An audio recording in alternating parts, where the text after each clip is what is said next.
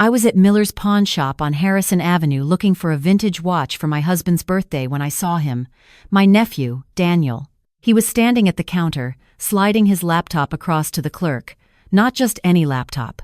The MacBook Pro I'd watched him buy 2 years ago when he got his promotion at the architecture firm. He'd been so proud of that thing. "Daniel?" I said. He spun around, and the look on his face, pure panic. Like a kid caught with his hand in the cookie jar, except this was worse. So much worse. "Aunt Margaret," he stammered. "What are you doing here?" "I could ask you the same thing." I walked closer. That's when I really saw him. His jacket had a tear in the sleeve. His shoes were worn down at the heels. And his face. He looked thin, exhausted. "Honey, what's going on? Where's your car?" The Audi sedan his father had helped him buy. Daniel had loved that car. "It's in the shop," he said quickly. Too quickly. "For 3 months?" Because that's how long it had been since I'd seen him drive it. 3 months since he'd stopped showing up to family dinners. 3 months of canceled plans and short text messages. The pawnshop clerk cleared his throat. "So, you selling this or not?" Daniel's jaw tightened. He looked at me, then at the laptop, then back at me. I saw something in his eyes I'd never seen before. Shame. Deep, crushing shame. "I need to," he whispered. I put my hand on his arm. "Daniel, talk to me. What's happening?" "I can't. I really can't." He pulled away and nodded to the clerk. "How much?" $300. "That's a $2,000 laptop," I said. The clerk shrugged. "Take it or leave it." I watched my nephew, this young man I'd known since he was born, this kid who'd graduated top of his class and had a corner office by 30, accept $300 for his professional equipment. Then I watched him count it twice, like every bill mattered. "Daniel," I said as we walked out, "where are you going now?" "Work." "On Saturday?" He stopped walking, just stood there on the sidewalk, and I could see him crumbling. "Aunt Margaret, please, I can't talk about this." "Why not?" "Because if I do, she'll know, and if she knows, everything gets worse." She. His wife, Vanessa. They'd been married 2 years. I'd had reservations at the wedding. Something about the way she'd looked at Daniel. Like he was a possession, not a partner. But he'd been so happy, so in love, I'd kept my mouth shut. "Does this have something to do with Vanessa?" His silence was answer enough. "Come on," I said. "Let's get coffee. You're going to tell me everything." We ended up at a diner 3 blocks away. Daniel ordered coffee, black. No food, even though it was 1 in the afternoon and I'd bet my last dollar he hadn't eaten. "When did you eat last?" I asked. "This morning." "What did you have?" "Coffee." "Daniel." "Aunt Margaret, please. I'm fine." But he wasn't fine. Nothing about this was fine. I ordered him a sandwich and fries. He tried to protest, but I gave him the look. The same one I'd used when he was 12 and trying to skip his homework. When the food came, he ate like he was starving. Because he was. "Tell me," I said. "Start from the beginning." He set down the sandwich. Took a long breath. "It started about 8 months ago. Small things at first. Vanessa said we should combine our bank accounts.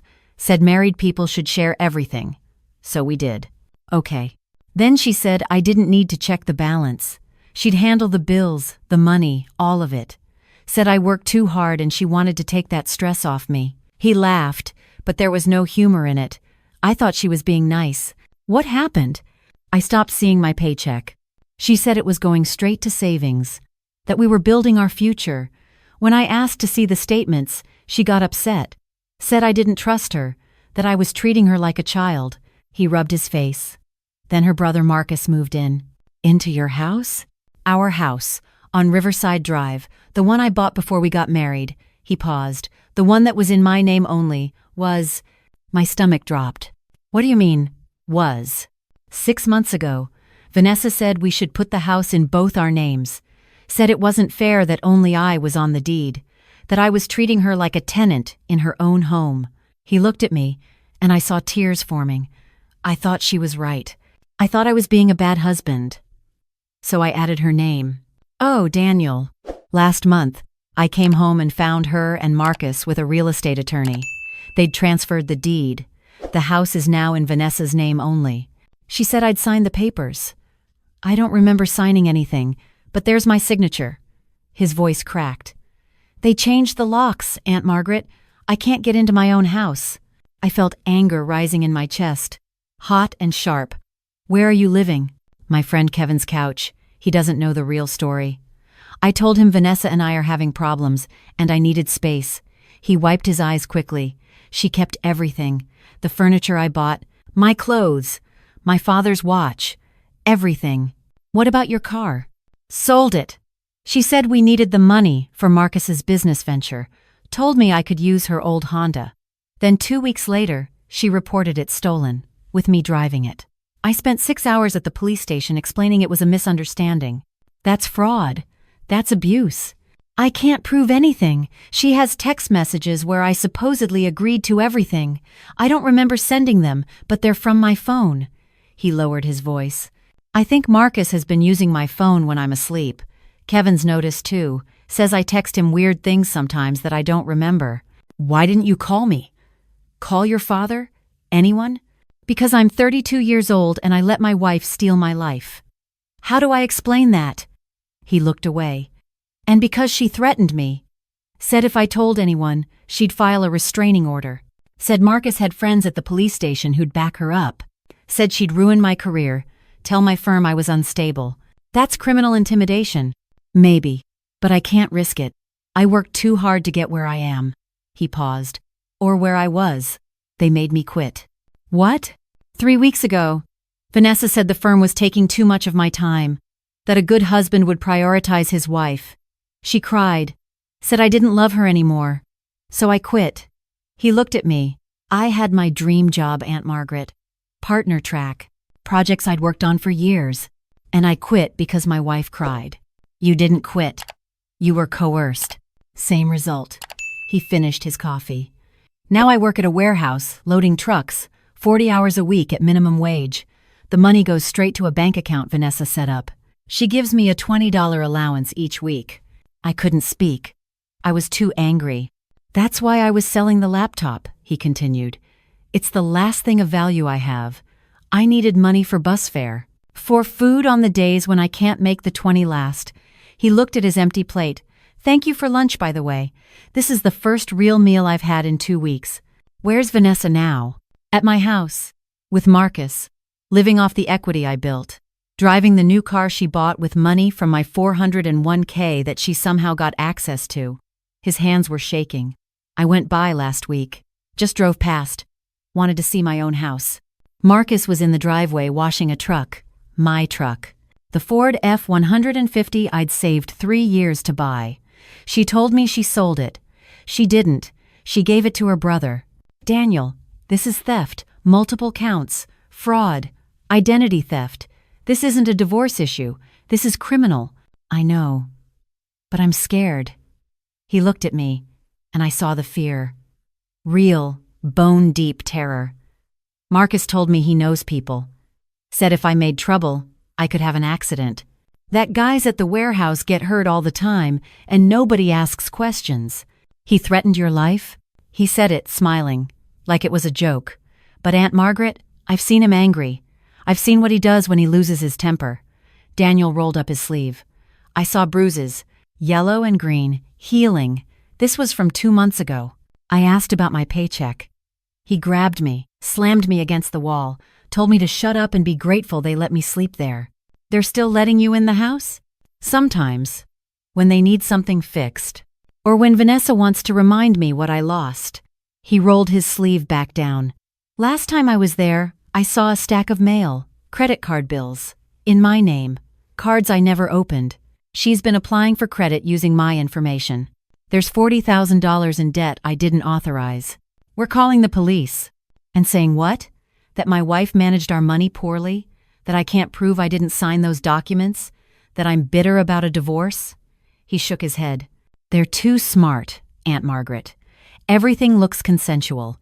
Every document has my signature. Every text message shows me agreeing.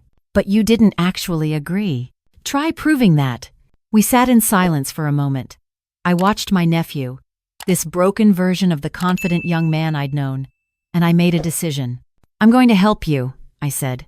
You can't. Watch me. I pulled out my phone. First, you're not going back to Kevin's couch. You're staying with me and your uncle. I can't ask you to do that. You're not asking. I'm telling. Second, we're documenting everything. Every bruise, every threat, every stolen item. Third, we're getting you a lawyer. A good one. I can't afford a lawyer. I can. I was already texting my husband. Your Uncle Tom knows someone. Sarah Wilson. She specializes in domestic fraud cases. We're meeting her Monday. Vanessa will find out. Let her. I reached across the table and took his hand. Daniel, you're not alone anymore. You should have told me months ago. But we're not wasting time on should-haves. We're fixing this. You don't understand. They'll retaliate. Against a 63-year-old woman and her attorney? I'd like to see them try. I squeezed his hand. Your mother was my baby sister. When she died, I promised her I'd look after you. I've failed at that lately, but I'm not failing anymore. That's when he cried. Really cried. The kind of crying that comes from months of holding everything in. I moved to his side of the booth and held him while he sobbed into my shoulder, and I planned. The next week moved fast. Daniel moved into our guest room. Tom cleared out the office so Daniel would have privacy. We took him shopping, bought him clothes that fit, shoes without holes, watched him slowly start to look like himself again. Monday, we met with Sarah Wilson. She was sharp, mid-40s, gray suit, reading glasses that she used like a weapon when she was making a point. This is a criminal case disguised as a divorce, she said after hearing Daniel's story. Potentially multiple felonies. Theft, fraud, identity theft, coercion, domestic violence, criminal threats. Can we prove it? I asked. That's the challenge. They've been careful. She looked at Daniel. But they've also been bold. And bold people make mistakes. What do we do? Daniel asked. First, we lock down everything they can still access. We're freezing your credit, closing any joint accounts that still exist, filing a police report about the identity theft. But I signed some of those documents. Under duress, possibly under the influence of medication. I'm seeing a pattern that suggests they may have been drugging you. Sarah flipped through her notes. These text messages you supposedly sent at 3 a.m, when you claim you were asleep, there are ways to verify if you actually sent them, or if someone else used your phone. How? Phone location data. IP addresses. Digital forensics. She smiled. I have people who can pull data that'll tell us exactly who was using that phone and when. Is that legal? It's your phone. Your data. Perfectly legal. Sarah leaned forward. Daniel, here's what I need from you. I need you to write down everything. Every conversation, every threat, every time Marcus hit you, every dollar you can remember them taking. Dates, times, witnesses, if any existed. That'll take days. Take weeks if you need to. We're building an airtight case. She turned to me. Margaret, I need you to help him remember. Talk through the timeline. You'd be surprised what details come back when someone feels safe enough to remember. Over the next 2 weeks, we did exactly that. Daniel wrote. I asked questions. Tom documented everything with a calm precision that came from his 30 years as an accountant. We built a timeline spanning 8 months. Sarah ran the digital forensics, found that 70% of those text messages were sent when Daniel's phone was in one location, his house, while his work login showed him at the warehouse. Someone else had been using his phone to send messages impersonating him. She found the deed transfer was notarized by someone who wasn't a real notary. The signature was forged. The whole thing was fraudulent. She found that Vanessa had opened 14 credit cards in Daniel's name, all maxed out, all with addresses Daniel had never lived at. She found that Marcus had a record, assault charges from 2 states ago, a pattern of fraud, and a warrant in another state. We have enough, Sarah said at our 3rd meeting. More than enough. What now? Daniel asked. Now we decide how aggressive we want to be. Sarah laid out 2 stacks of papers. Option 1, civil suit. We sue them for everything they took plus damages, get restraining orders, seize assets, force them to return the property.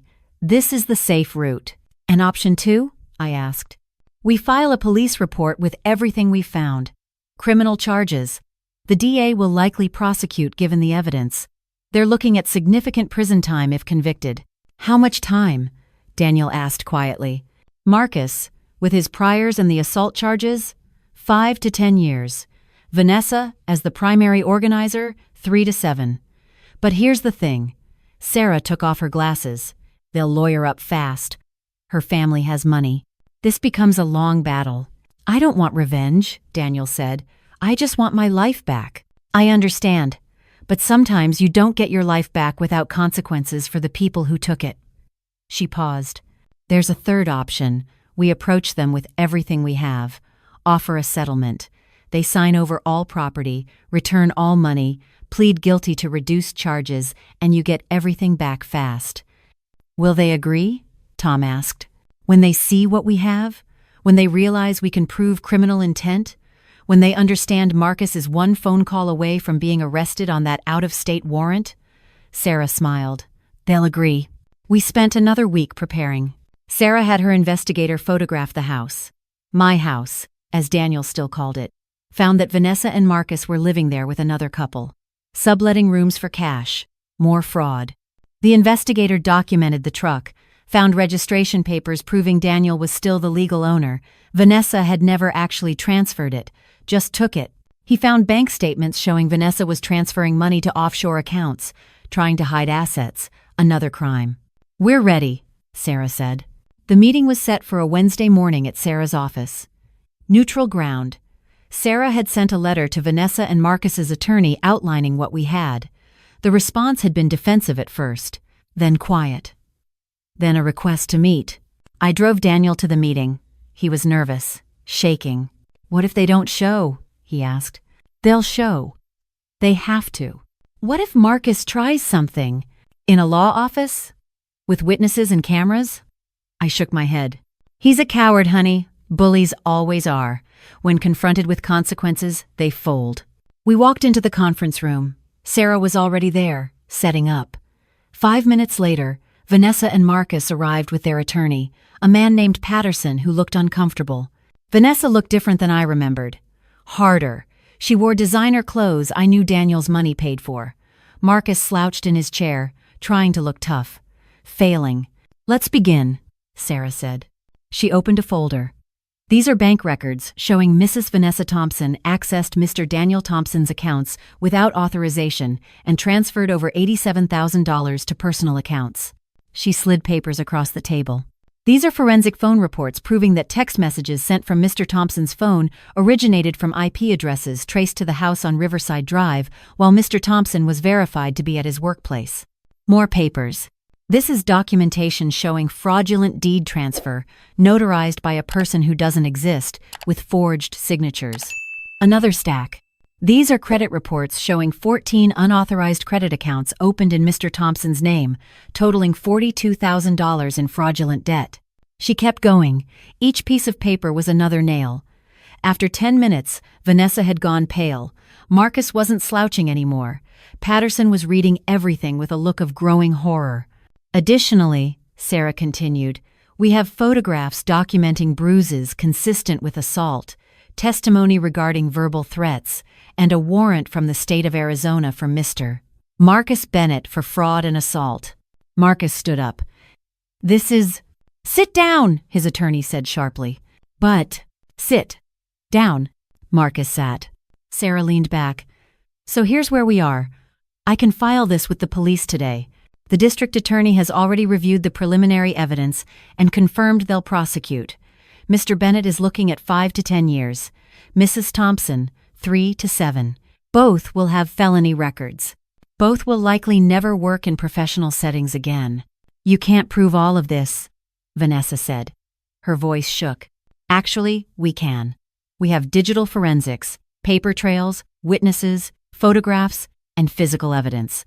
This case is as airtight as they come. Sarah folded her hands. But Mr. Thompson is willing to offer a settlement. What kind of settlement? Patterson asked quietly. Mrs. Thompson signs a quitclaim deed returning full ownership of the house to Mr. Thompson.